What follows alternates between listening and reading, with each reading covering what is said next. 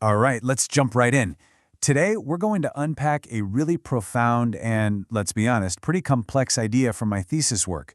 We're talking about the Muhammadan reality as it's understood in the metaphysics of the great Sheikh Muhyi el-Din ibn Arabi. This is basically an exposition of chapter 4 of my dissertation.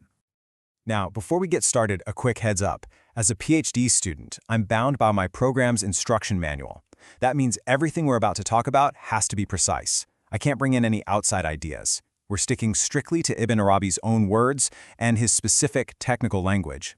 It's the only way to really get inside his thought. So here's our roadmap. We'll start with a bird's eye view of the chapter. Then we'll define our key terms. This is super important. After that, we'll see how this reality functions as a cosmic intellect, look at its dual nature, and then get into what it means for the spiritual path. Finally, we'll tie it all together with the concept of the perfect human. Okay, first things first. We're establishing the core subject of this whole chapter. And we need to be really clear. We're shifting our focus away from the historical person of the prophet and moving into the cosmic, metaphysical principle that he embodies in Ibn Arabi's system. This is absolutely the most crucial distinction we have to make right from the get-go. We are not talking about the man who lived in Arabia in the 7th century. We're talking about an eternal cosmic principle that he represents. This is al-Haqiqa al-Muhammadiyya, and believe me, it is a foundational pillar for his entire view of reality. Right, to really get what Ibn Arabi is doing, we have to speak his language. You can't just substitute his terms with modern ones, you lose all the nuance. So let's dive into his lexicon and define 3 absolutely essential concepts. First up, the concept itself, the Muhammadan reality. So think of it less as a person and more as the first thought in the mind of God, the cosmic blueprint for all of creation. It's the very first way the divine reveals itself, and it's through this reality that everything else comes into being. This brings us to our second term, barzakh. It literally means an isthmus, or an intermediary. I love the analogy on the slide. It's like the shoreline. The shore isn't quite land and it isn't quite sea, but it's the place where they both meet. It connects them and separates them at the exact same time. Well, the Muhammadan reality is the ultimate barzakh between the uncreated divine and the created universe.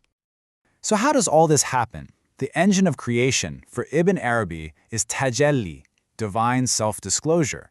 Imagine a single infinitely powerful light source.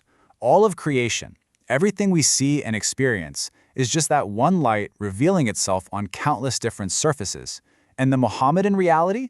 Well, that's the first and most perfectly polished mirror for that light. Okay, so we've got the what. Now for the how. How does this metaphysical principle actually work in the grand scheme of the cosmos? This is where Ibn Arabi does something really brilliant. He engages with the philosophy of his time and gives it a unique twist. See, the big idea from the Neoplatonic philosophers was this concept of the first intellect, or logos, a sort of abstract, impersonal, cosmic organizing principle.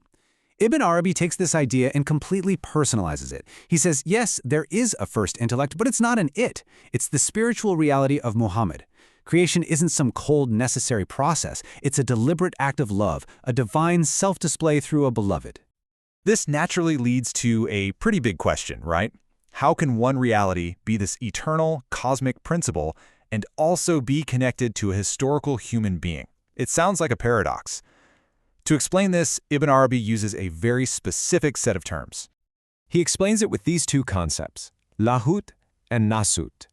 Think of lahut as the divine aspect. It's the face God turns toward creation, the full manifestation of the divine attributes through the prophet.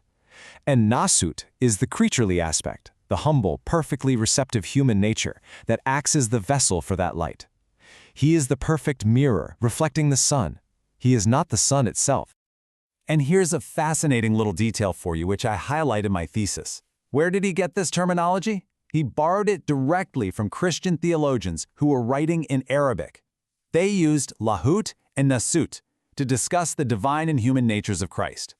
Ibn Arabi masterfully repurposes these terms to explain Muhammad's unique status, while being very careful to frame it as perfect reflection, not incarnation. So, this is all very profound metaphysics, I get it. But you might be asking, what's the so what? What does this mean for me, for someone actually trying to live a spiritual life? Well, this is where the whole thing becomes an intensely practical inner model to follow.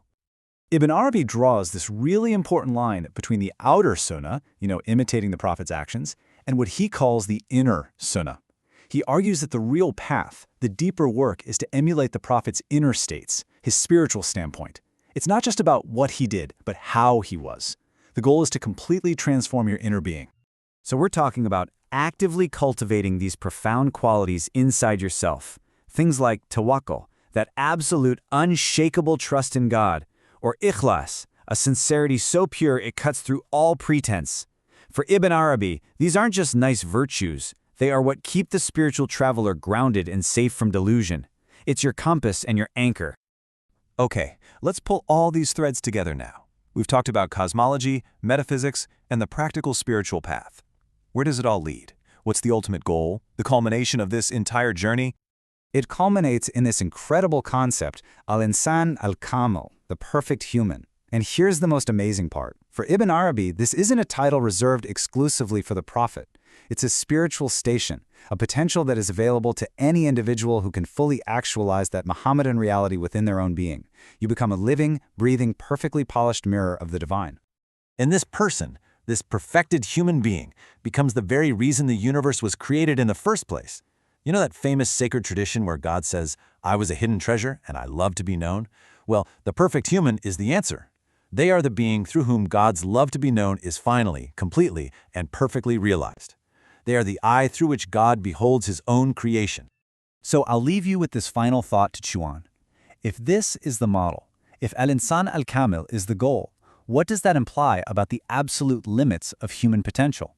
What this framework suggests is that our ultimate destiny is nothing less than to become a cosmos in miniature, to be a complete and flawless mirror reflecting the totality of the divine reality itself.